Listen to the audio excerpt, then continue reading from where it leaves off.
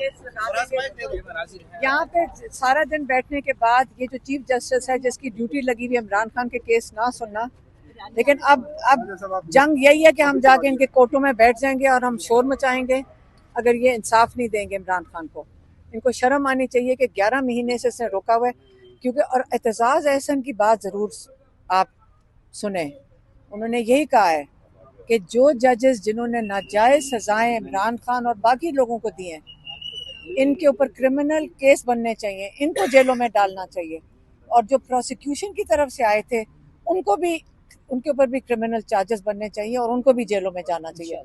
क्योंकि ये क्रिमिनल हैं जिन्होंने झूठे केसेस बना के उनके ऊपर सजाएं भी दे दी हैं। और इस वक्त ये जज मेरे ख्याल में इसलिए डरता है, इसको पता है कि जिस दिन ये केस सुन लिया उसको इंसाफ देना पड़ेगा, बुशरा बीबी को भी, इमरान खान को भी। डर रहा है कि फिर ये इतनी बड़ी क्राइम कमिट करेगा अगर ये ना उनको रिहाई दे कि ये डरते मारे केस ही नहीं लगाता। अब हमें कहा गया है कि कल सुबह को नहीं, डीबी में 12 बजे, डीबी में 12 बजे अलकादर भी और तोशा खाना दोनों।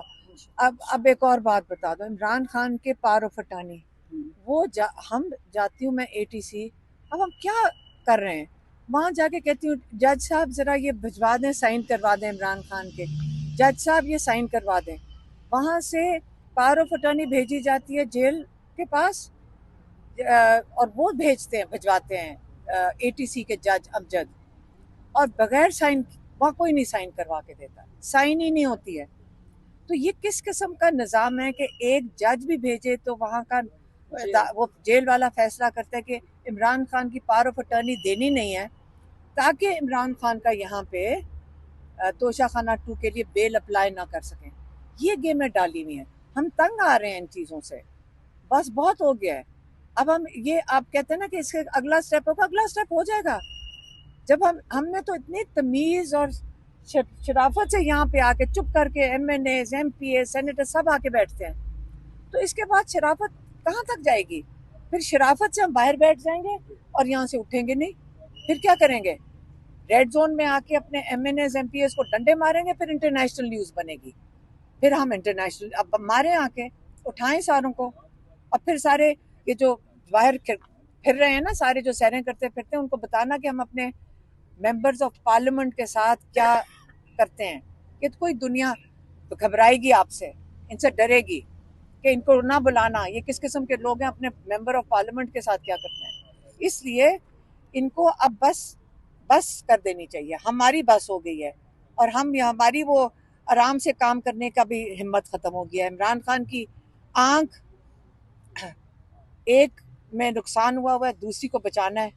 ये अल-शिफा को जो ये करने लगे थे, हाँ, अल-शिफा जो के लिए जो कहाँ पिंडी का है उसका नाम लेते थे या किसी और, ताकि उन डॉक्टरों को, हमें ये भी पता चला ये पीछे डॉक्टरों के पीछे एजेंसियां पहुंच के उनके ऊपर पहले ही दबाव डालना शुरू कर दिया। ये पहले उनके फ़ोन बंद करवाती हैं, पता नहीं उनके ऊपर क्या धमकियां देती हैं। हमने तो उनको कहा कि किसी ना ये गवर्नमेंट के हॉस्पिटल का नाम ना देना, पता नहीं डॉक्टरों के साथ क्या जुल्म करेंगे, ये कुछ भी लिखवा लेंगे।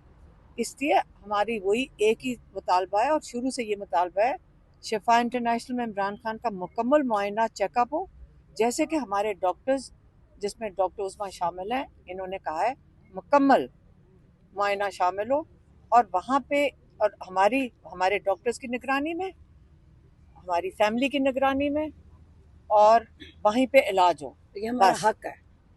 ये तो मैडम आज आप इस्लामाबाद हाई कोर्ट आई, चीफ जस्टिस साहब ने आप लोगों को सुना है कि नहीं? नहीं, अभी मैं गई थी, टीवी लगी हुई थी, वहाँ अंदर जाके खड़ी हुई हूँ जज साहब से बात करने के लिए। हालांकि आपको पता है ना, हमारे हर इंसान जज के सामने खड़ा होके मुतालबा कर सकता है। जज साहब मुंह नीचे करके, मुंह भी नहीं मोड़ के देखा, वहीं से उठ के चले गए।